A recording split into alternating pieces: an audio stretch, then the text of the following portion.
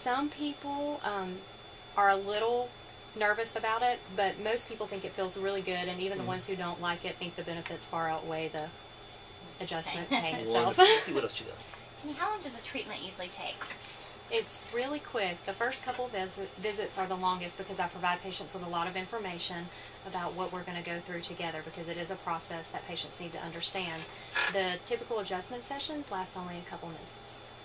Does insurance cover chiropractic care? Most insurance does cover chiropractic care. I don't like to say that all of it does, because every now and then you run across those plans that don't. Do you get x-rays often, Jenny, or is it more of a clinical diagnosis? It depends on the person. Of course, if they're pregnant, children, I don't x-ray. Most adults I do x-ray before I adjust them, simply because most adults have been through so much trauma in their life. We would need to see a full picture of what's going on in the body. Right. Okay, very good. Misty, what you got?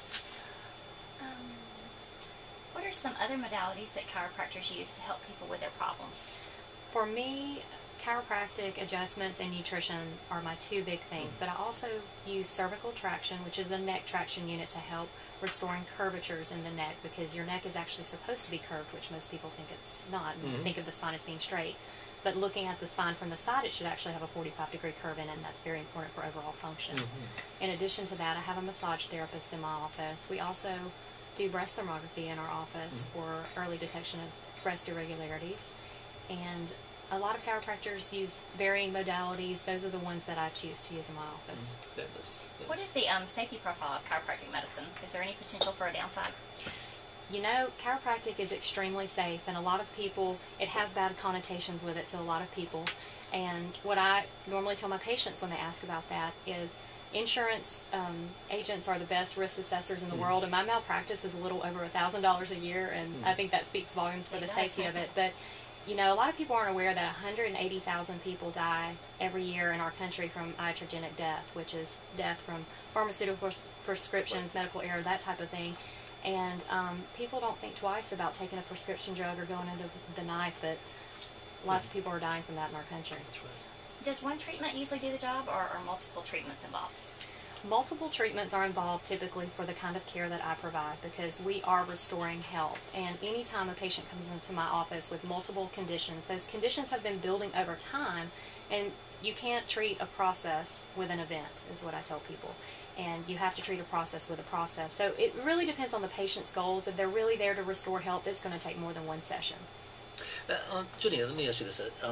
Are there different styles of chiropractic medicine? Like I go to a chiropractor, and I'll put a shout out for Dr. Ellen Witt, right there in Homewood. Fabulous doctor. She's very much into sort of the anatomy, physiology, and sort of a classic chiropractic approach. It seems like others have different modalities. So tell me about the different styles that chiropractors use.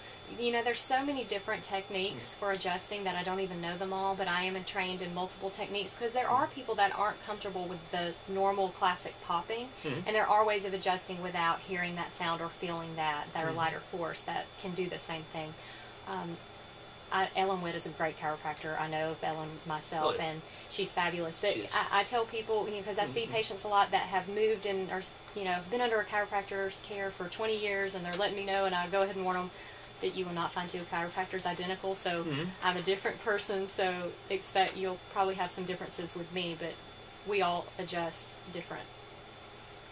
Misty, what else you got? Do you find many MD physicians willing to work with you as partners to provide maximum benefit to patients? You know, I wish I could say that I do, but unfortunately, I think part of the problem with us working together is that we're both so busy. Chiropractors and MDs both are so busy seeing patients and taking care of patients that sometimes they don't step outside of their bubble and go and meet other practitioners. And that's why I'm so thankful you and I have met and had lunch and talked about things. And I think we should all work together for the greater good of the patient. And I did actually have a patient come in this week that was recommended from her OBGYN, and it was not for neck or back pain, so it really surprised me. It was wonderful. Wonderful, wonderful. So, now, what kind of actuals, I think most MDs, we try to think we're evidence-based. So tell me about some, I know there's good evidence out there in prospective trials looking at the effectiveness of chiropractic medicine. So tell us some about the evidence of chiropractic medicine. One of the best studies that I have seen for our profession was done by Blue Cross Blue Shield in Illinois in 2007. And actually what they found was that patients who were under chiropractic care had 60% less hospitalizations than people who weren't, and 85% less pharmaceutical use.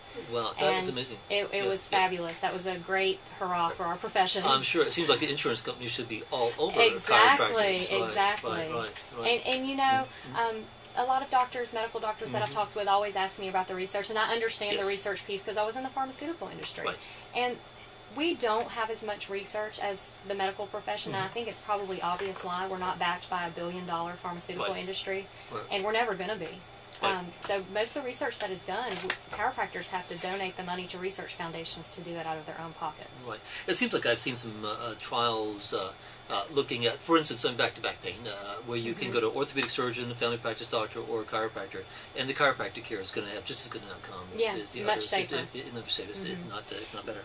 Yeah, that's right. We actually have a fabulous study that was done on colic babies, over 300 babies, 90% resolution after being adjusted. Amazing. And don't have to get on Zantac. Yeah, that's right. And migraine headaches work that's well. Right. Absolutely. Good. Absolutely. I will tell you that I have learned in just 3 years of practicing that chiropractic is not the same today as it was 100 years ago. 100 years ago, you could do an adjustment and people's bodies would just heal immediately because they weren't in the environment that we're in. And it takes nutrition, working with mental and emotional stress factors, and all of those other things in addition to the adjustment to truly get people well today. Well, I've got to give a big hats off to you chiropractors as far as the whole nutrition piece. I think MDs have dropped the ball on nutrition, and it's shameful. But I do think that chiropractors have picked it up, and they're in general further along the curve than we are. And so hats off to you guys. And that segues into nutrition. Let's talk a little bit about nutrition, okay? Let's see. Are there any particular areas of interest in your practice as far as nutrition? You know, everyone that comes into my office just about is going to get some nutritional workup, unless they're just not interested. But most patients, by the time they come to me, they pretty much say, I'll do whatever you tell me. I want to be well. I do nutrition in children. I do it in adults. I really don't have any special areas of interest because most Americans do not eat a healthy diet and need nutrition work, and it's fabulous what you can do by working with the nutrition aspect. It really is amazing, isn't it, the results you can get with nutrition. It's amazing when you eat what you were always intended to eat. That's right. And back to the cornerstone about the body healing itself. I'm learning so much from you. It's just wonderful. During the break, we were talking about that sort of fight or flight response. It's such a big deal. Huge deal. And so I think that, in fact, I think that if you really peel back the layers of the onion, that's the root cause of many diseases, and in fact could be the #1 killer for Americans. Absolutely. I know as an ER doctor for many, many years, I would sign the death certificate, and it might say heart attack. But you think, okay, what caused that? What caused the elevated blood pressure that caused the heart attack? It was stress. It was fight or flight, that chronic fight or flight. So I'd love to hear your thoughts on that, Janine. You know, that is something that I educate every patient that comes into my office on. That's actually a workup we do on day one with all new patients, is checking their autonomic responses because it's so important. And how do you check that? We use a heart rate variability test. Have you ever heard of that? Yes, I have. Use that? Right. We check to see if patients are sympathetic dominant, which will be fight or flight, or parasympathetic dominant. We do that on day one because chiropractic care has been shown to be so effective in improving that. Okay, so if somebody comes in and they're like totally wound, and mega uptight, huge stress, you know the picture, then how do you bring them down? You know, I think people tell me all the time that the moment they walk in our office, they feel a sense of peace and they usually start relaxing immediately. And just talking to them, getting, not acting like you're above them and above their level, and making patients comfortable is a huge part of the healing process because you cannot heal in a defense physiology. Well, that's so good. There are a couple of great books along that line. Let's see. I love the Full Catastrophe Living by John Kabat-Zinn, and why zebras don't get ulcers is another great book. That's awesome. So a couple of great books that our readers can take a look at. And anyway, as far as nutrition, any other questions about that, Ms. Dee? Yeah. What would you recommend for a basic supplementation plan that just about everybody should be on? A basic supplementation plan that anyone could do would include a whole food-based multivitamin, multimineral, and I'm real clear about the whole food part because synthetic vitamins are nothing different really than a pharmaceutical drug for your body. So you want to take a whole food multivitamin and multimineral because we'll never get all the nutrients we need in the food that we eat today.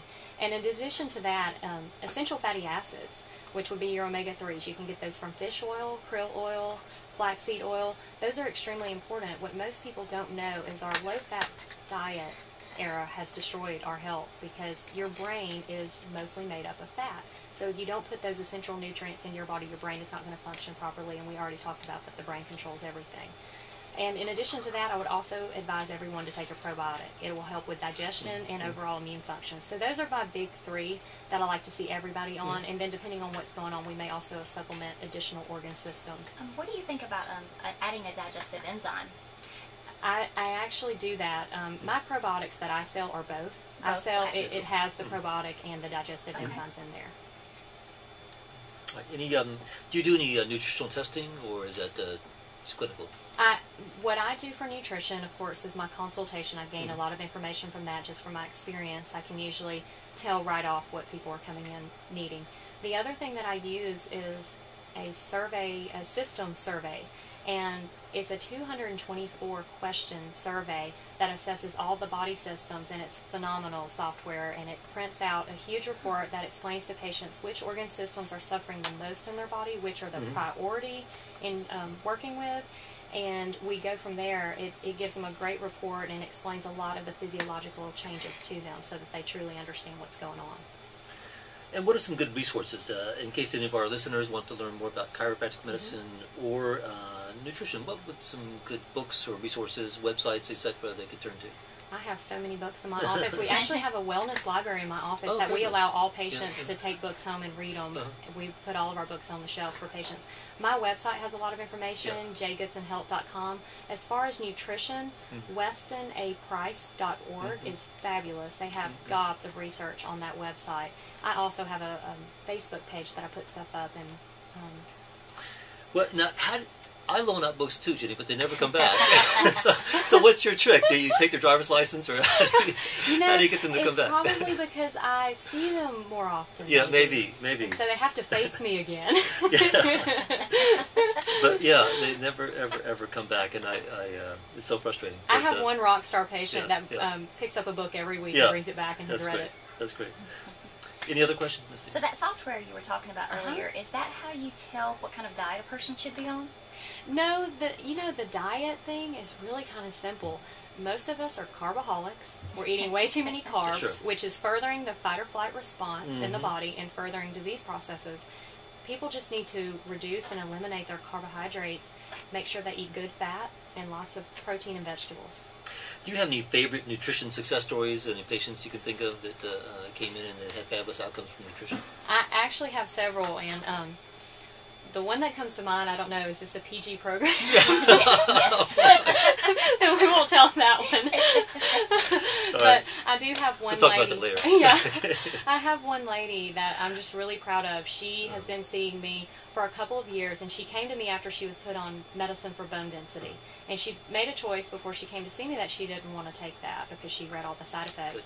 We started adjusting her, which adjustments increase bone density, and we also put her on a really awesome nutrition program. Her bone density went up so much when she went back for her next scan, but the doctor said, "Oh, it's great, the medicine works. Just stay on it."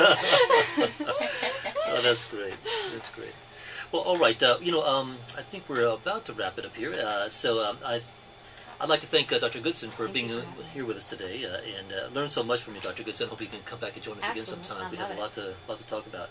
And as usual, I'd like to thank Misty. She always does such a good job putting this together. Dr. McMahon, I would like to tell everyone out there that we can also be found on Facebook. And the page from time to time has just general information and good tips, but it also can have some coupons that will allow you to get a discount off at our clinic. Fabulous. And I want to give a shout out to Charlie and Byron today, our sound engineers. They always do such a great job. We're definitely rookies at this, and so they keep us in line. So thank you so much, guys, for that. So if you have any questions this week, give us a call. Call into Misty at 868-1313 or email at Misty, M-I-S-T-I, at McMinnClinic.com. And don't forget to leave us your email address so we can keep you posted about happenings and specials at McMinn Clinic. I'd like to leave you with the wellness thought for the day, which is good health starts at the farm, not the pharmacy.